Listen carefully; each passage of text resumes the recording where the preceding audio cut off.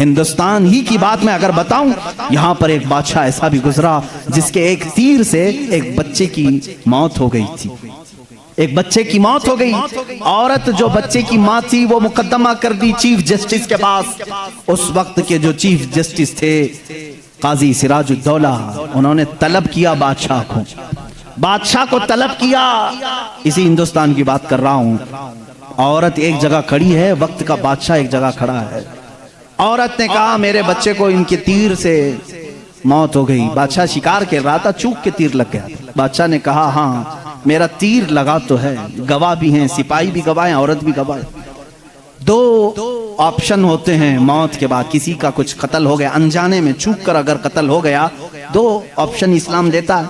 उस औरत को काजी ने कहा तेरे पास दो ऑप्शन है, चाहे तो अपने बच्चे की मौत पर दियत ले ले, कुछ पैसे ले ले बादशाह से और उसे माफ कर दे, या चाहे तो जान के बदले जान ले ले।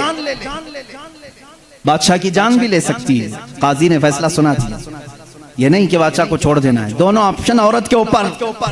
वो औरत ने जब देखा कि अदल का ये पैकर इस्लामी निजाम है, बादशाह के तीर लगा है और काजी सही सही फैसला दे रहा है, उस औरत ने कहा अगर ये काजी आज इस तरह का सही फैसला दे रहा है तो इस तरह के बादशाह की वजह से ही, बादशाह ऐसा होगा इसीलिए काजी ऐसा है। उस औरत ने कहा मैं इस बादशाह की जान बख्शती हूँ, मेरे बच्चे के लिए जो दियत बनती है वो बादशाह मुझे दे दे। बादशाह ने जितनी दियत बनती थी उससे ज्यादा उसे दिया। और जब ये मामला खत्म हुआ तो बादशाह काजी के पास आया। काजी के पास आया और अपना जुब्बा खोला, उसमें खंजर था। खंजर निकाला, कहा काजी, वो उस वक्त के सुप्रीम कोर्ट का चीफ जस्टिस था काजी। बादशाह क्या कहता जानते हो, मुझे जब पता चला मेरे ऊपर मुकदमा है और मुझे मालूम था मेरे तीर से एक बच्चा फौत हुआ है, मैं आज कोर्ट में आ रहा था, मैं साथ ही खंजर लेके चला।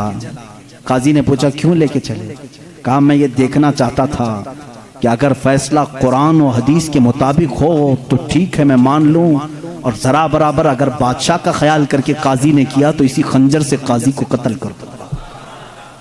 बादशाह ने यह कहा, काजी मुस्कुराया और अपने गद्दे से उठ गया और चादर हटाई, नीचे बहुत बड़ा कोड़ा था।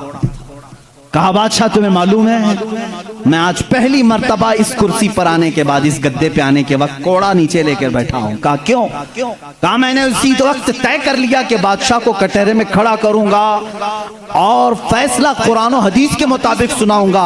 अगर बादशाह मान लिया तो ठीक, वरना मैं इस कोड़े से उसे मनवाऊंगा।